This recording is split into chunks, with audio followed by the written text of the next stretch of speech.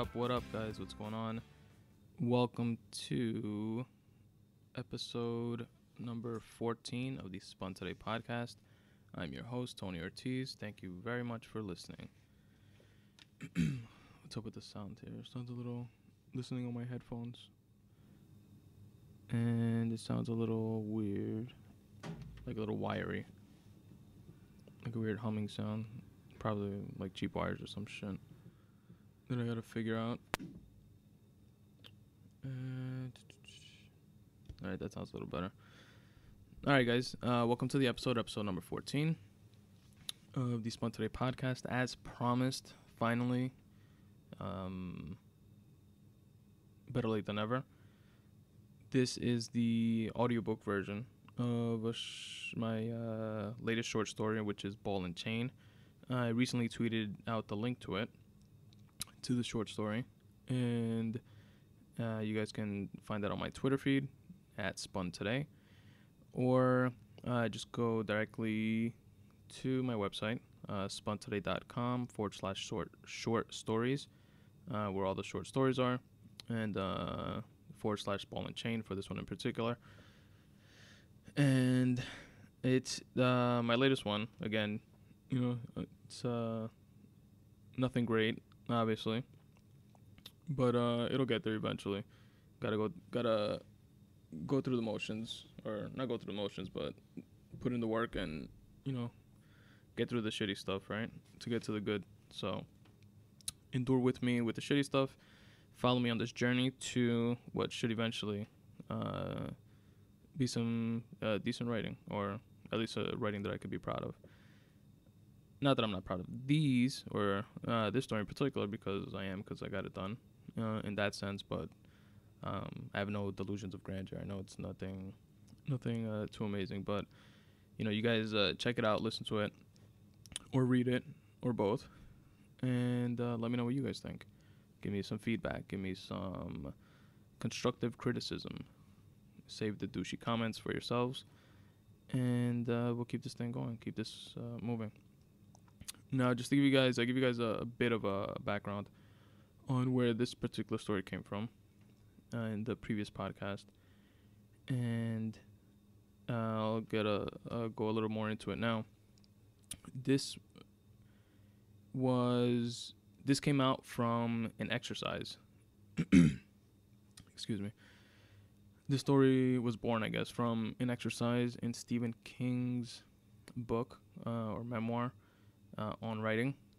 It's an awesome read for anybody who's interested in writing, obviously. But you can pull jewels of wisdom from his passion for his craft and apply it to different aspects of your life if writing is not your thing.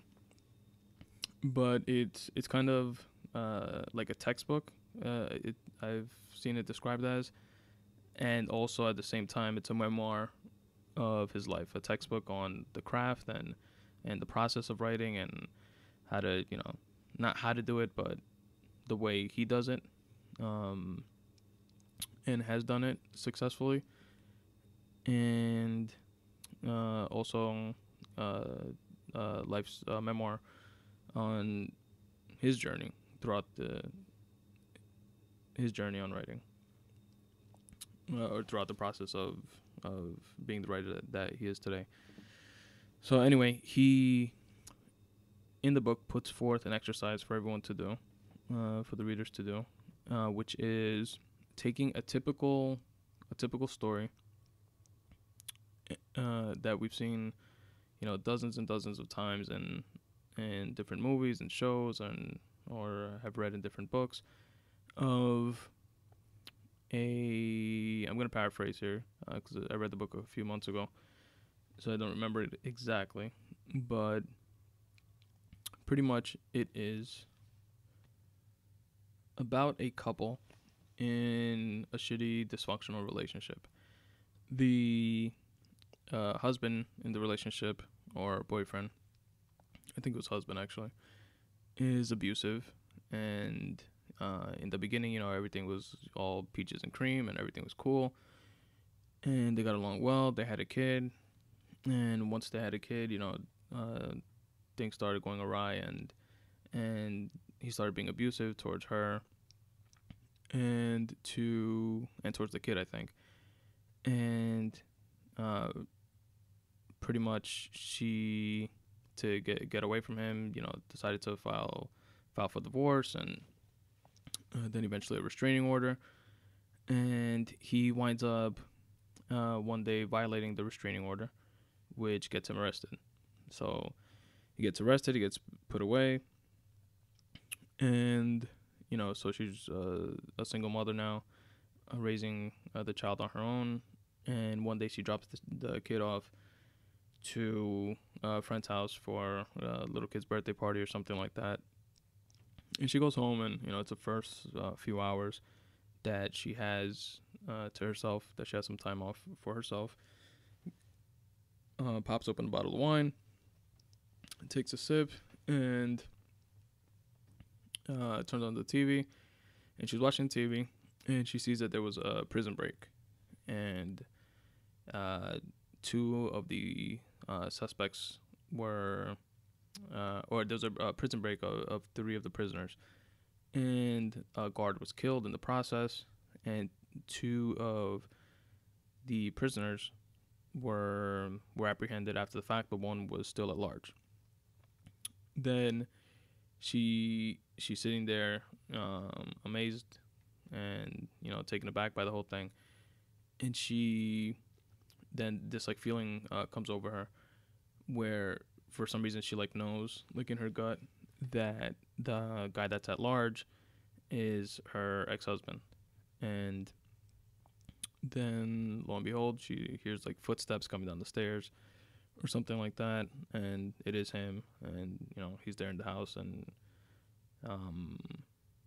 yeah, that's pretty much it. That's like the premise of the story, which is a common enough, that's not something like, wow, that's such an amazing premise, I've never heard that before. So it's a pretty common thing. So the exercise that Stephen King put forth was to switch the gender roles in the story and create your own story. He said, make it the woman that is the one that is,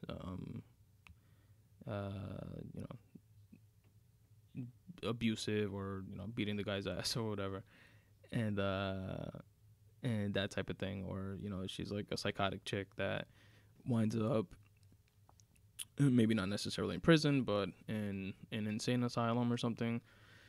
And just to play with it pretty much as an exercise, which is the point of it, and write out the story and see where it takes you, see where the characters go. Now, something that I like, that I have found that I really enjoy while I write, is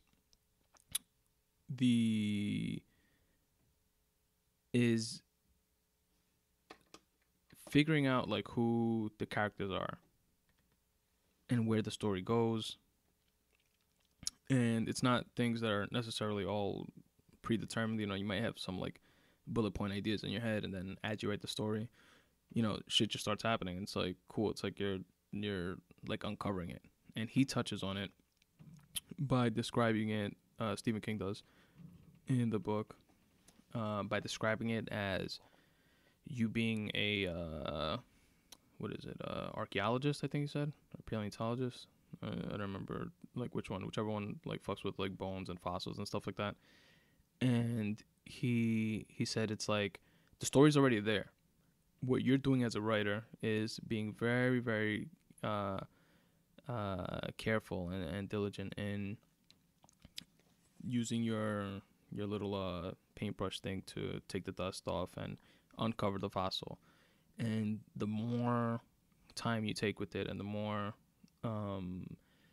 patience you have with it, and dedication you have towards it, towards your story and stuff like that, the more polished your fossil becomes, and the more you uncover of it. And I found that like really interesting.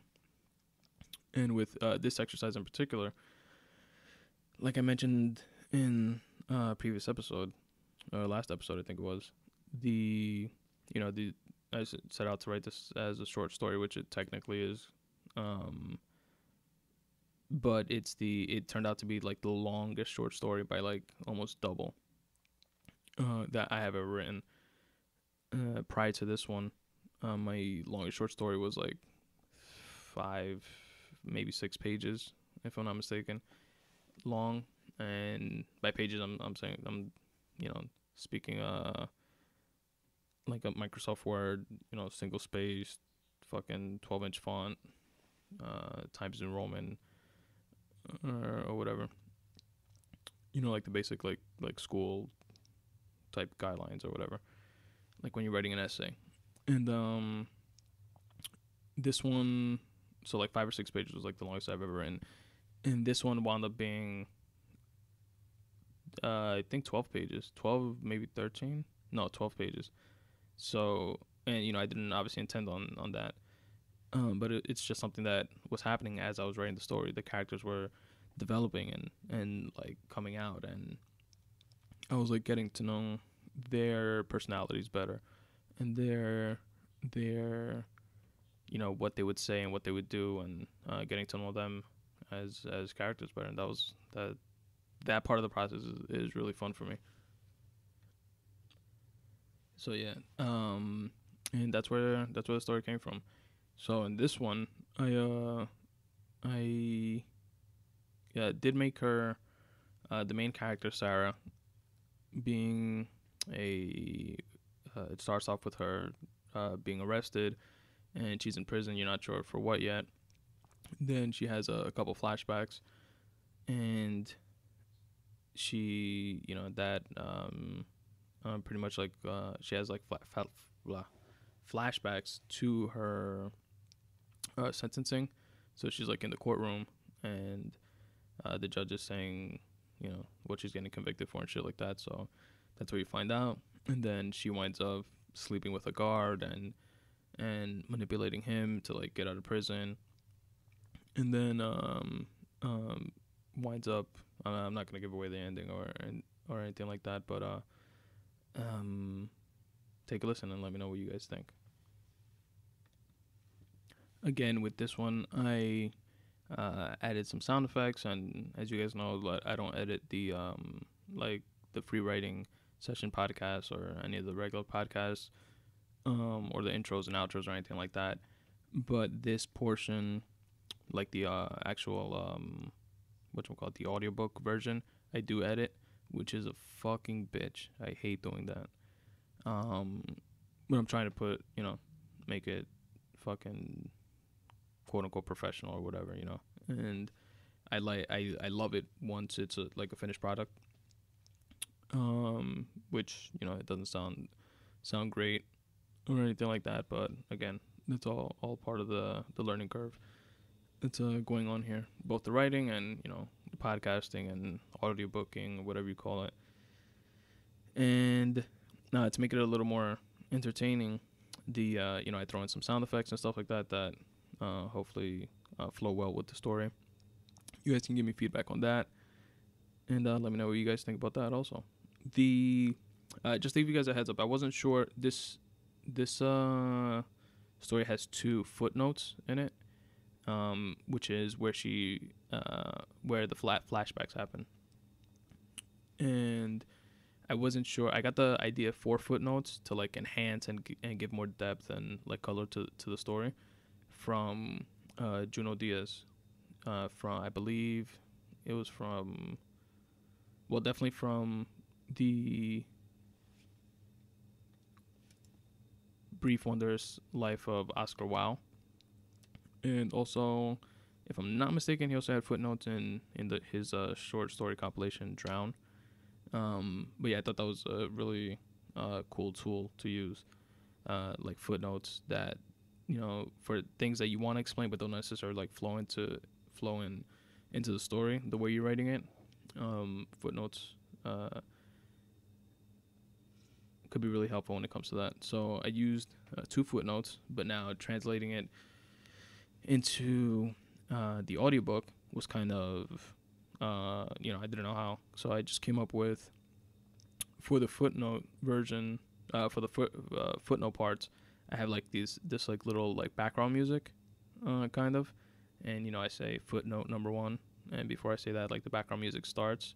So for the entire length of the footnote, you guys are gonna hear that slight background music behind it. Then when it ends, it goes back to like the regular story. So just picture that background music part being, when you guys get to a footnote and you go to the bottom of the page and you read the footnote, and then go back to continue the story when that music ends.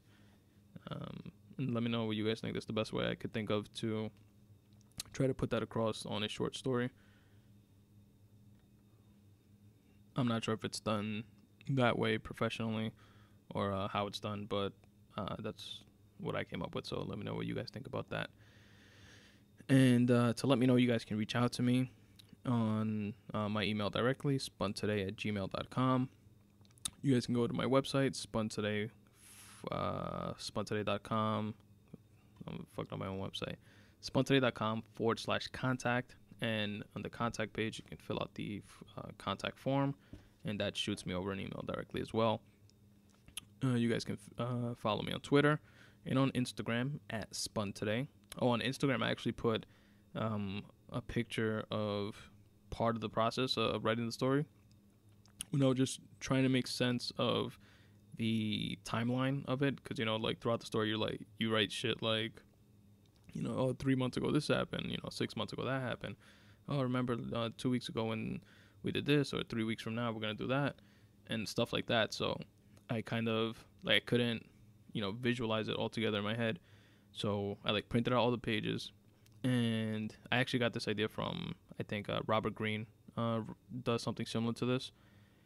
He's the guy that wrote Mastery and The 50th Law and a bunch of other books. I believe he's the one that writes, I think, everything out on like 3.5 inch index cards, and has like dozens or hundreds of them like on cork boards and on walls and stuff like that. And then he organizes like all that like raw data into kind of like a flow, and then starts writing like from there. So I kind of sort of borrowed from that idea. And after I was done with the story, with at least the first draft of the story, I printed it all out, all 12 pages, and then I taped it up to my wall. Then I started putting sticky notes, like wherever I saw like some reference of time, whether it was, a reference to, I'll visit you in 2 weeks, or I was sentenced 8 months ago, like shit like that. And then I put, notes on the sticky to keep track of how much time has lapsed, like within the story, and just to make sure that everything, made sense, So that was pretty cool too. And I took a picture of that, and it's on my Instagram if you guys want to check that out for whatever reason. I thought it was pretty cool, so decided to take a picture of it. And again, that's @SpunToday on Instagram. And what else? Lastly, on Facebook, facebook.com/SpunToday. You guys can check that out and like the fan page. And if you guys want to support the podcast, there's a couple ways you can do that. Really quickly, you can use the Amazon banner on my contact page. Again, it's spuntoday.com/contact. Click on the banner at the top, the Amazon banner. It'll take you to Amazon's website, where you can do your shopping like normal. And it does not cost you anything extra, but I do get a kickback, and it helps support me and the podcast. And that's just from Amazon's cut to us, or to me, for driving traffic to their website. You can also support in the form of PayPal donations if you see fit. That's pretty self-explanatory. And lastly, any of the photography that you might like, the pictures that I've taken. I don't know if they can be classified as like quote-unquote photography, because I'm no professional. But I enjoy taking pictures of shit. I put it up on the website. I put it up on Facebook. I put it up on, where else? On Instagram. So if there's any of them that you guys might like, there is a website that I'm affiliated with called Crated, CRATED.com facebook.com/Spun Today. That's my page on there. You guys can check out all the pictures there and actually order like posters or prints or postcards or whatever from there. So you guys can check that out also. And there's tons and tons and tons of other like actual photographers and other dope pictures and shit like that on that website. That's just my particular page on there. But you guys should definitely check that out. That's created, CRATED.com/Spun Today. All right, guys. That's the intro. And now, without further ado, here is Ball and Chain. Ball and Chain by Tony Ortiz. Written March 1st, 2015. They sat across from each other on either side of the ballistic glass, rotary-style phone receivers in hand. He listened intently, as he usually does during these weekly visits, and she did most of the talking. "Time's up, inmate," said C.O. McNeil. "Wrap it up." Sarah looked over her shoulder at him with a sarcastic, acknowledging grin. "Charming guy," Charles said. They pressed their hands up to the glass as they traditionally did at the end of these sittings. "We'll be together soon enough," said Charles in an attempt to reassure her that their next appeal attempt would pan out, and they said their goodbyes. C.O. McNeil reshackled Sarah to lead her back to her cell. After inside, with the steel door shut, she stuck her hands out of the opening that she receives her meals through, and had those cold metal bracelets released. Aside from Charles's tri-monthly visits, a daily shower, and an hour they allowed for walking around in the prison yard, alone, this 6-by-8-foot cell was her world, accompanied only by one book per week that she could order from the prison library, and by the reoccurring nightmares she'd have about her sentencing. Footnote number 1. "Will the defendant please rise?" said Judge Mueller. "Mrs. DeFranco, you stand here before us seemingly remorseful, but your endless stream of manipulative tears couldn't drown the sorrow that these family members feel. They have lost a loved one by your hand. The fact of the matter is that 4 people lost their lives, while another remains in a vegetative state. We have reason to believe beyond a shadow of a doubt that you poisoned your patients with the ricin that led to their eventual deaths. You plead ignorance, but I see deliberate malpractice. You plead inexperience, but I see malicious intent. I hereby sentence you to life in prison without the possibility of parole." She'd relive this moment almost every night, expecting a more lenient outcome each time, and would wake up in a cold sweat when she didn't get it. You'd think she'd be batshit crazy by now, shouting, being irrational, acting out, like the other lifers in this block, but she wasn't. She was actually a model inmate. There was an eerie calm about her, like she was in on a joke that went over everyone else's head. It's only been 8 months since her sentencing, but that's about 7.5 months more than other inmates take to lose their shit. On his way home, Charles ran a few errands as he routinely did after visiting his incarcerated wife. Although the trips back home were shorter now after the move, it still seemed like a lot to leave behind. A house, which he inherited after the brain aneurysm-induced seizure claimed his father's life 3 years prior, the staff accountant position at Wilton Capital, and the neighborhood he grew up in. He wasn't passionate about his work, but his job was actually enjoyable at times. Still, it was a bit much to give up for the sake of more frequent visitations. But he was in there with her. He was loyal to a fault, if there is such a thing. Selfless. Obedient, one might even say. Plus, Sarah rarely ever didn't get her way. She wanted him to reopen her bakery, but closer to her. All he needed to find was a storefront, and she would teach him all her recipes during his visits. Life revolved around her before. Why should it not now? Charles's world was now scheduled to exist outside and around every other Wednesday, and the final Friday of each month. All days in between were just fillers. His days now consisted of submitting appeal requests to reopen Sarah's case, consoling his estranged wife, and carrying out her wishes to make her happy. Before this new reality, they led normal enough cookie-cutter lives. Charles was an accountant, and Sarah ran a small but thriving bakery in town. She was known for her complimentary raspberry drop sugar cookies that she would indiscriminately give away to anyone who asked, even non-paying customers. Many a day, frustrated parents came in to yank their freeloading 8-year-olds out of the bakery. The kids would sneak away to get their sugar fix when the elementary school across the street would let out for the day. Miss Sarah, can I have a cookie?" they would ask excitedly. "Okay, but just one more.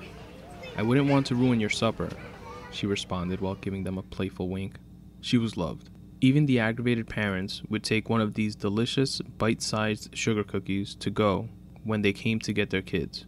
Most of the parents, school staff, and faculty were regular customers. All birthday cakes and bunches of cupcakes to reward a class for good behavior were purchased at Miss Sarah's bakery. Business was good, and she was happy doing what she did. She was much happier than when she worked at the hospital. Charles, on the other hand, didn't hate his 9 to 5, but he didn't love it either. After work, he would clock in a couple more hours per week, taking care of the financials for Sarah's bakery. Pro bono, of course. But this, he did love. Gave him a sense of purpose. He was really good at it too. Meticulous like no other. Sarah was an amazingly artsy baker, but the business wouldn't have been in the green without Charles's oversight. In about 2 months' time, with the savings they scraped together, the rental income from Charles's father's home, and the part-time gig as an adjunct accounting professor over at the local community college, PACC, he leased out a storefront.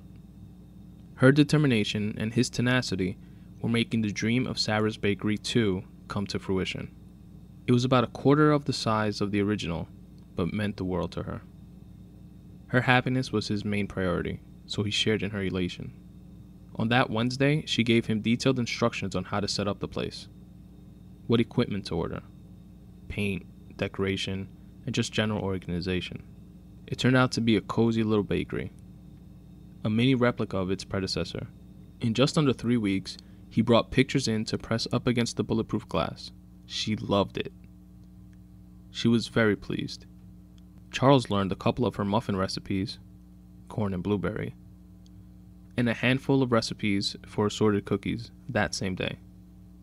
After the grand opening, business wasn't what you would call booming, but it was doing rather nicely in their new, less densely populated location. Charles estimated that they should be turning a profit inside of 6 months. He had this strange quirk about never tasting anything he baked, but his baking wasn't half bad. Who would have thought? "When are you going to teach me the sugar cookie recipe?" he asked.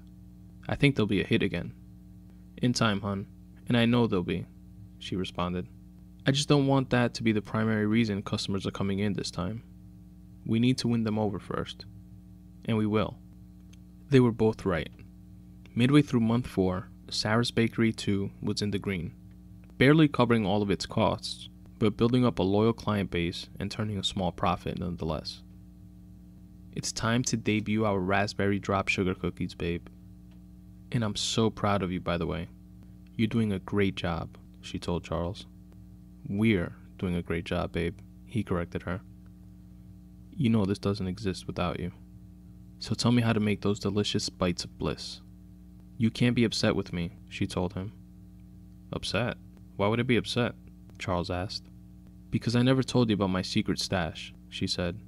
"But I couldn't afford to let my recipes get out. I never told a soul." "Okay," he said shortly, and with a surprised look on his face. "Where is it?" Sarah went on to explain that she locked away certain recipes, along with some rare ingredients, some spices and sugars that were imported from overseas, in a storage garage a few miles from their old home. Charles was definitely surprised and upset. This type of deception made him livid, but given the circumstances, he let it go. Following her direction, he was able to retrieve the key to the secret location from an unused old mailbox behind the shed of their old home. He went to the 24-hour access storage place a few miles away and located her lot, number 109. It looked like those little garages you see on reality shows like Storage Wars. He opened it up and went inside. It was pretty well organized. You can tell she frequented fairly often. There was a few shelves with color-coded, unlabeled bottles and jars on them. Some were filled with a sugary-like consistency, and others looked to have a flour-like texture. There was a desk and a small filing cabinet where she apparently safeguarded her recipes. He was taken aback by some of the medical supplies she had there. Stethoscopes, scrubs, syringes, and boxes of latex gloves. He wrote it off as supplies she took from the hospital gig before she began to bake full-time. But how long has she been hiding this place then?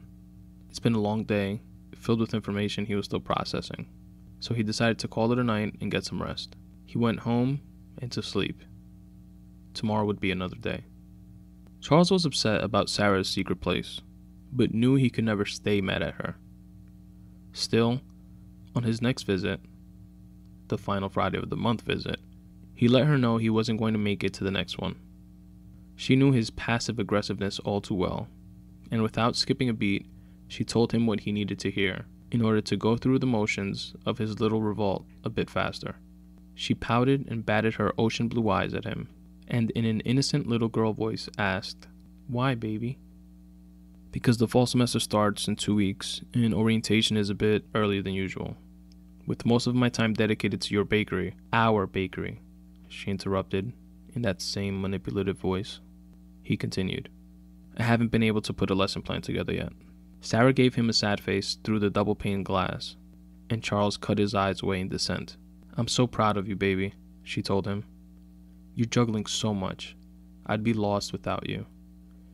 I know you have other responsibilities and can't just focus on keeping me happy. I'll miss you terribly, but I understand." Damn, she knew how to run that game so well. "I'll definitely be here for the next Wednesday visit afterwards, though," he assured her. "I knew you wouldn't break my heart for too long, baby," she responded. "Just remember that you're mine. These kids are lucky to borrow you." "I know, hon," he responded, "and you're all mine." "That's right," she said, smiling back. "I hate them for taking you away from me, but I do want you to make a good impression on your first day. Let's make them a batch of the sugar cookies." "Think I'm ready for those?" he asked. "I know you are. My baby can do anything he sets his mind to." A little ego stroking never hurt anyone, right? "Okay. I've always made 2 different types.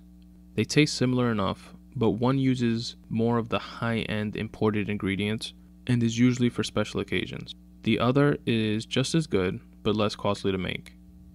Let's make your new students the special batch."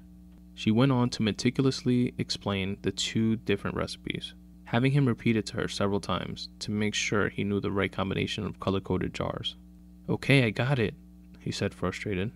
"I'm sorry," she said. "You know how important these cookies are to me." "Yeah, I know," he responded. "Lastly, my filing cabinet has some paperwork I need you to mail in to the DA for me. I told my public defendant about it, but you know how they all but ignore appeal requests for cases they feel they can't win." "Okay, sure. What's in it?" "Just some information I started to put together before my trial that I never had a chance to give to the attorney, but maybe it can help with the appeal request. There are 2 thick manila envelopes already sealed and ready to go. One is a copy and says copy on it, just so I could keep track of what was already submitted. So you just have to mail the one." "Time's up, inmate," chimed in C.O. McNeil. "I'm on it, hun. I'll make you proud, promise," Charles responded, and they said their goodbyes. C.O. McNeil put the cuffs on and led Sarah back to her cell as always. She stopped in front of her cell and turned to face him before walking in, making sure her straight blonde hair brushed his face as she spun around. "I see the way you look at me, McNeil," she told him as she stared raptly into his eyes. "What are you talking about, inmate? Go into your cell," he responded. He did check her out, though. All the guards did. Visitors did, too. She was easily the most attractive woman in the prison. The type of woman that would own a room just from walking into it. "Yes, sir," she told him. "I'll do anything you say," she said salaciously as she moved half a step into his personal space. He cracked half a smile. She reached down with both hands, still in handcuffs, and gently grabbed onto the, now obvious, bulge in his officer blue pants. Ooh, she said with a seductive rasp in her voice as she fondled him for a bit. You know, you could do whatever you wanted to me if it weren't for all these cameras around. She licked and bit her bottom lip. Then she let go and took a step backwards into her cell. C.O. McNeil didn't say a word as he slid the red steel door shut. She poked her hands out through the door's opening and he removed the restraints, caressing her hands before letting go and closing the opening. On his way home, Charles passed by the storage unit to pick up what Sarah told him he needed for the cookies, and also grabbed the manila envelope to mail in. The day before orientation, he followed her instructions precisely and went on to make a large batch of raspberry drop sugar cookies. They were a hit at the orientation. Most of the students in the lecture hall took one on the way in and another on the way out. He thinks they may have even distracted some of them from taking part in the usual rumors. But he still overheard a few of the students on their way out after class. Did you hear his wife is in jail? I heard she killed kids or something. Yeah, I know. But I heard she was insanely jealous and she caught him cheating with a student and she killed her. I think I'll flirt my way to an A then. They all giggled and laughed. You're both wrong. I looked up some old newspapers last semester in the library from around the time it happened. She was fired from being a nurse at a local hospital where they used to live. They said it was negligence or something. Then months after, they investigated and found that 3 or 4 of the patients that died under her watch were actually poisoned. Holy shit, are you serious? Yep. You can look it up too. Wow, what a sick bitch. This was actually less commotion about his wife than he was used to overhearing. So all in all, it was a good day. He grabbed his messenger bag and noticed he never mailed Sarah's evidence for the appeal. On his way off campus, he passed by the main office and tossed it in with the outgoing mail batch. In the days that followed, a few flirty looks and winks were shared between the inmate and the CO. But aside from that, it was business as usual at the Muncie DOC. Charles missed the next Wednesday visit, as expected, but was, predictably, already on the visitors list for the 3rd Wednesday of the month. Soon enough, it was visiting Wednesday again, and Charles approached the double-paned glass, eagerly waiting for Sarah to walk through the double doors that separated the visiting area from the housing units. The room was filled with inmates, visitors, and measured levels of mixed emotions. She walked in and locked eyes with him instantly as she approached him with an ear-to-ear smile. He lit up like HIDs, with the phone already up to his ear. She sat down and picked up the phone on her side. Hey, stranger, she said playfully. Hey, you. I've missed you, he responded. How'd your orientation go? She asked. It went great, and your cookies were a hit. I did hear murmurs of the usual rumors, though, he told her. It's okay, she responded. After their visit, C.O. McNeil led Sarah back to her cell, as he normally did. This time, when they got to the front of her cell, he grabbed her by the waist on either side and pressed himself up behind her. She welcomed it with a flirty moan. He took in a deep breath of her essence and whispered into her ear right before he began to nibble on her neck. I disabled that camera up there. Put in a work order for it, which won't be looked at until the Sunday after next. And C.O. Jenkins is on a 15-minute break.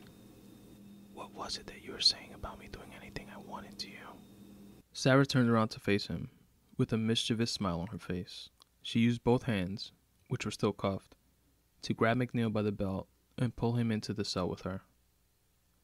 They maximized that 15-minute window of privacy and quenched the pent-up sexual frustration they'd been flirting with for weeks. By Saturday night, there were at least half a dozen of these visits, mixed with plotting and scheming. Are you sure the evidence you had him submit is enough? He asked her as he zipped up his pants and she wiped her mouth. I'm positive. There's so much self-incriminating information in there that he should be arrested before next week is out, and I'll be released pending his prosecution. That could take weeks, months even, he responded. What if I can't wait that long? Be patient, baby, she told him. We'll be together in increments longer than 15 minutes soon enough, she reassured. I have a better idea. We'll stage an attack of you on me, he explained. My carelessness, coupled with your cunningness, would make for a good escape. What about your job? You can't be on the run with me, she said. That won't be an issue. The most that will happen is a fine and or suspension. Then, by the time they arrest him, they'll be so eager to sweep your escape under the rug that they'll acquit you of all charges and streamline his sentencing. I love a man that can take charge the way you do. She agreed. They settled on Friday during her yard time. He came back later that evening before his shift was over, and they hammered out an outline. By Thursday night, they had every angle measured and every wrinkle of doubt ironed out. Friday morning routinely came and went. When the sun fell midway down the sky, McNeil went over to Sarah's cell to escort her outside. As he loosely placed the bracelets around her wrists, without securing them in place, he tells her, "Remember what I told you. Don't crawl back into the car until after I go back in to ring the alarm. It's very important that I follow protocol. Stay low to the ground, then wedge yourself between the back seat and the trick trunk I told you about. Just pull down that yellow strap to open it up. They will search my vehicle, so don't make a sound or move around until I let you out. This could take hours." "Sir, yes, sir," she said playfully. They walked out to the yard as they normally did. McNeil unlocked the gate that led to the employee parking lot to, quote, get a pack of smokes, unquote, from his red 02 Mustang. On cue, Sarah loosened her cuffs, wrapped it around her fist like brass knuckles, and clocked C.O. McNeil twice, drawing blood from the back of his head, which would later require 8 stitches, while his back was turned. And she ran toward and into the 3 miles plus of forest opposite the parking lot which surrounded the Muncie DOC.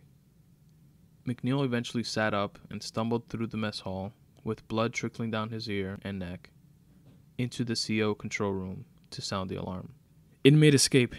Inmate escape!" he repeated, out of breath in an Oscar-worthy performance. The other COs fell in line and followed the proper protocol to begin the search. There would be failed escape attempts at Muncie on a quarterly basis. Some stressed out inmate would try to climb the fence or get boosted over a wall.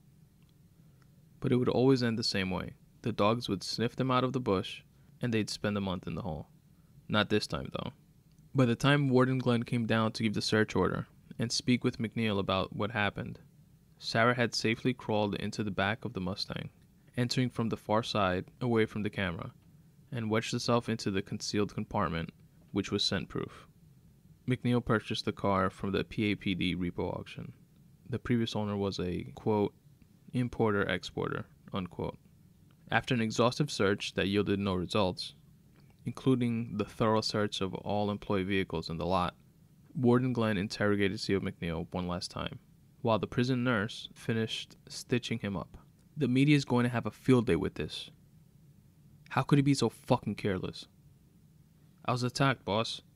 I didn't even see it coming. By a woman half your damn size that you failed to properly inspect and secure." "I did inspect and secure the inmate. I have no idea what she hit me with. A rock, maybe?"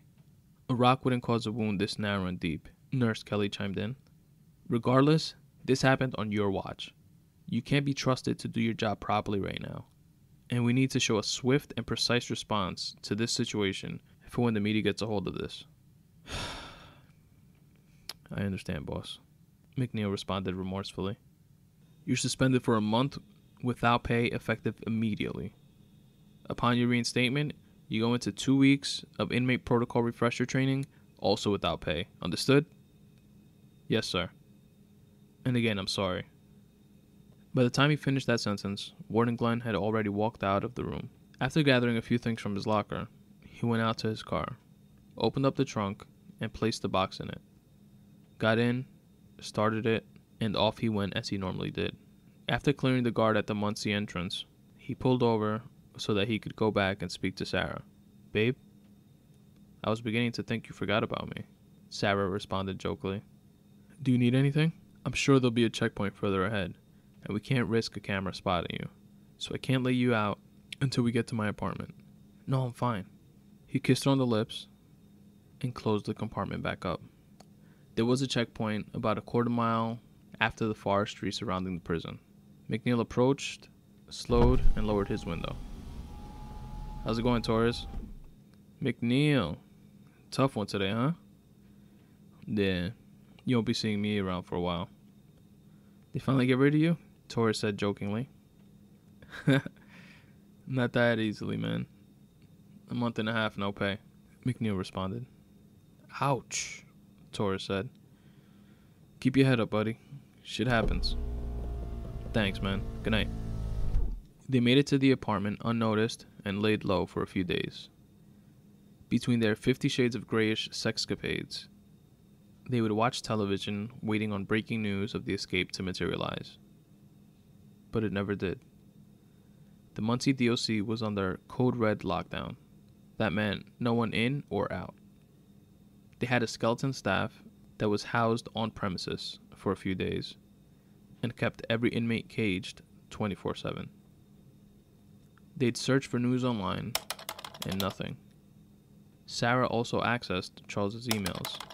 He used the same password for everything, and read through some of the flirty emails he had going back and forth with a student, Amy Lessig, who was in search of some one-on-one tutoring. She recognized the address Charles gave Amy from the return address on the holiday cards he had sent her in the past. Sarah, now a short-haired brunette, took the Mustang and drove over to Charles's apartment after stopping by the storage facility. She had another key stashed close by it. It was right before dawn on the 4th day after her escape, and the day where her grand plan, years in the making, would finally come to fruition. Charles woke up and made his way into the kitchen to drink a glass of water from the tap. His eyes look worried as he stares out of the window above the sink, like they haven't gotten enough sleep and know they're not going to. Sarah has already made her way into the apartment at this point. She slides up behind him, and he feels the precise, piercing pinch of a syringe on the right side of his neck, Dexter style. About 30 minutes later, he comes to as his vision deglazes enough for him to evaluate his surroundings. His arms and legs are tie-wrapped to one of his dining room chairs, and his mouth is clichély duct-taped. Next to him, Amy is similarly secured, but still not conscious. Sarah is facing them, while sitting on top of the island in the kitchen. "So who's this? The student of the month?" Sarah said sarcastically. "You selfish son of a bitch. Is this what you've been doing while I've been suffering alone? You should be ashamed of yourself. You told me you changed. You told me Beth was the last one." Footnote number 2. Beth was a co-worker of Charles, back at Wilton Capital. After snooping through his credit card statements and emails, Sarah pieced together and pretty much caught him red-handed. He was having an affair with her.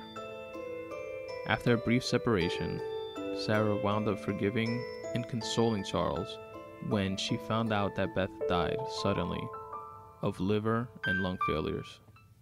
"What? You want to explain?" Sarah hopped down off the counter, walked over to Charles, and yanked the duct tape off his mouth in one fluid motion that almost took his lips. He yelled, "What the fuck did you do to her? Amy! Amy, wake up!" "Oh, I'm sorry. Amy can't come to the phone right now," Sarah says. "What did you do, Sarah?" "Amy!" "She can't hear you, asshole. What I injected you with was a nap. What she got, well, let's just say it's a bit more permanent than that. That slutty cunt won't ever hear you again." "I can't fucking believe you. You're a monster. The cops are gonna find you. I know everything. I won't keep my mouth shut, you crazy bitch. What are you even fucking doing here? How are you here right now?" said Charles. "Newsflash, cheating Charlie. I'm out of prison, permanently. Besides, they didn't find out why perfectly healthy Beth suddenly had health problems, did they?" She smirked maniacally as Charles gasped in disbelief. She walks around behind him and slides her hands down the front of his chest. She leans in and whispers into his ear, "And your father's aneurysm. That was me too." She duct taped his mouth again as he squirmed and screamed and cried about what he had just heard. I'll tell you exactly what's going to happen here.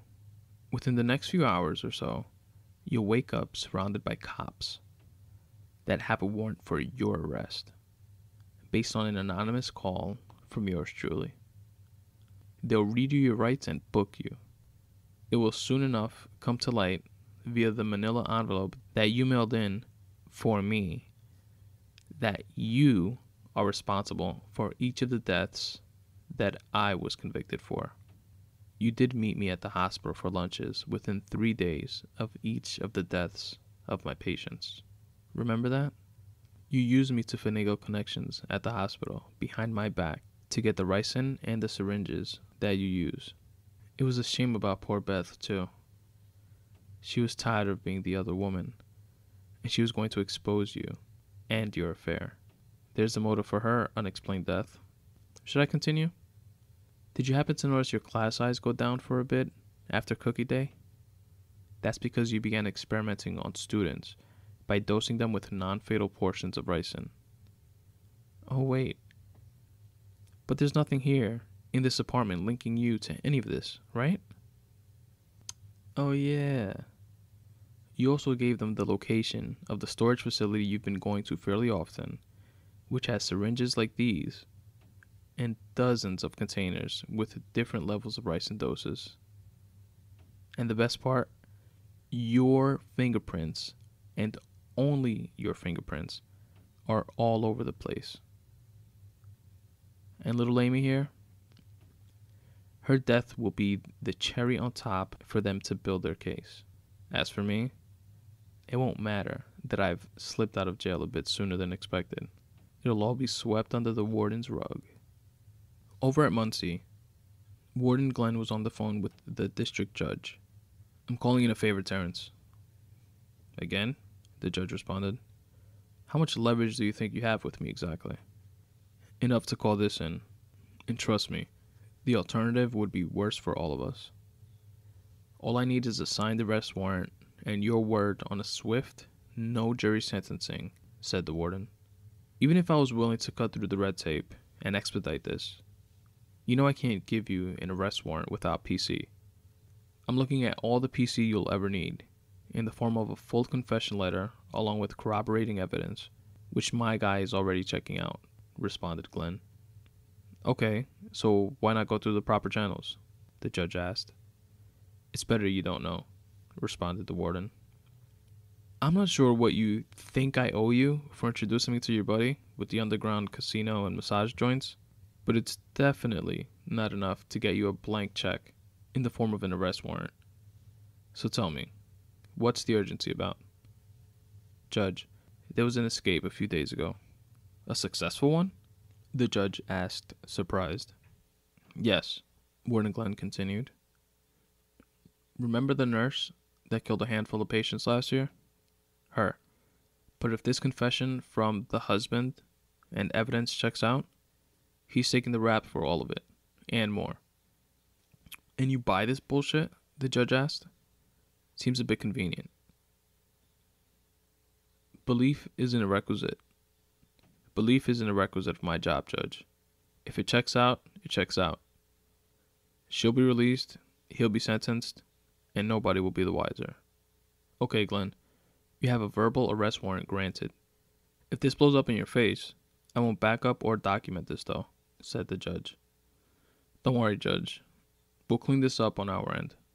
Soon you can go back to your table games and happy endings, stress-free. Oh, and Terrence?" "Yes?" "Give my best to Marie and the twins." Back at the apartment, Sarah grabbed a fistful of Charles's hair and yanked it back. They lock eyes.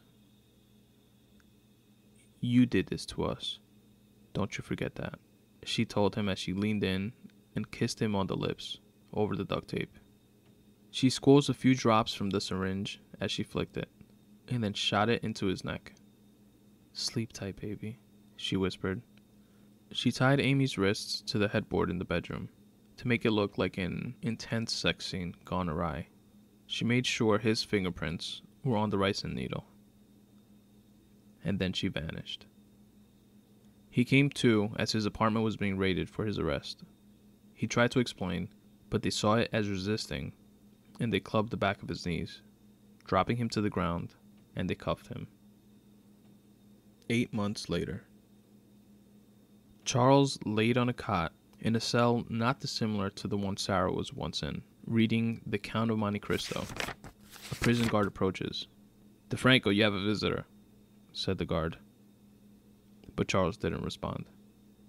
"DeFranco," he said as he pulled out his club and banged it against the cell bars. "I heard you, Jimenez. I'm trying to read here," he responded. "It's not a request, you smug asshole," said Jimenez. "In 10 minutes, you'll be escorted to the visitor's room." Charles thought it was another reporter or attorney trying to make a name for himself with a high-profile appeal case, albeit an unwinnable one, but in the public eye nonetheless. Boy, was he wrong. As he walked into the visitor's room, on his side of the ballistic glass, the CO on duty tells him, "Your visitor's hot as fuck, by the way." "Oh yeah?" Charles responded, uninterested. "Yeah, you miserable prick," the CO responded. Charles signed into the room and walked over to window number 9, where a red-headed woman with big sunglasses on sat on the opposite side. He knew who it was in the depths of his soul before his brain finished processing. As he sits down and picks up the phone, she removed her glasses, her piercing blue eyes unapologetically staring back at him. "You heartless bitch. I could kill you." Charles opened up strong.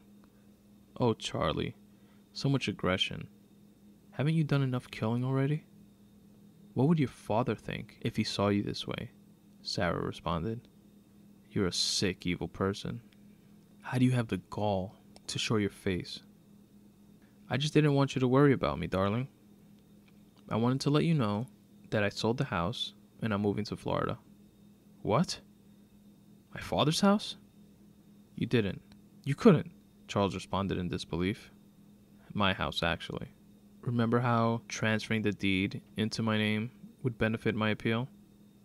"Well, it did," she said mockingly. "I'm leaving tomorrow. Just wanted to say goodbye, Charlie. Make sure you sit and think about what you've done to me, and if any of them were worth it," said Sarah. She hung up the phone, stood up, blew him a kiss, put on her glasses, and walked out of his life forever. Charles was livid, yelling and screaming, slamming and breaking the phone against the glass. "You fucking bitch! Come back here! Come back here!" The guard runs over after calling it in on his walkie-talkie. Charles nails him with a right hook to the jaw, which catches the guard by surprise, but only stuns him.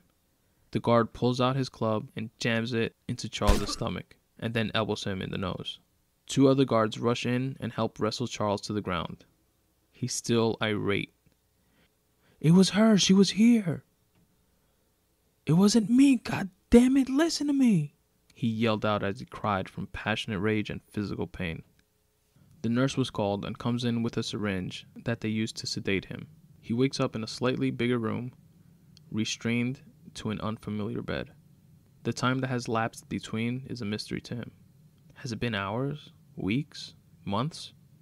He can't recall a thing between then and now. But he picks up where he left off. "It was her. She was here. It wasn't me. Let me out. Let me out of here." A nurse turns to the doctor in charge of the psych ward for instruction. "Continue to sedate him as long as these hallucinations continue." "Yes, doctor," she responded. As she approached Charles to sedate him, all that was said before things went dark again was, "Don't you stick me with that. I need to go to Florida. Let me out. It was her. It was really her. She needs to be stopped."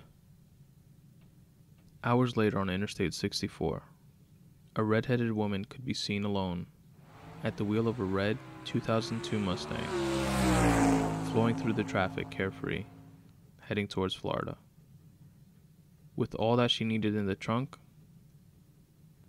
and some of what she no longer had use for in a scent-proof compartment.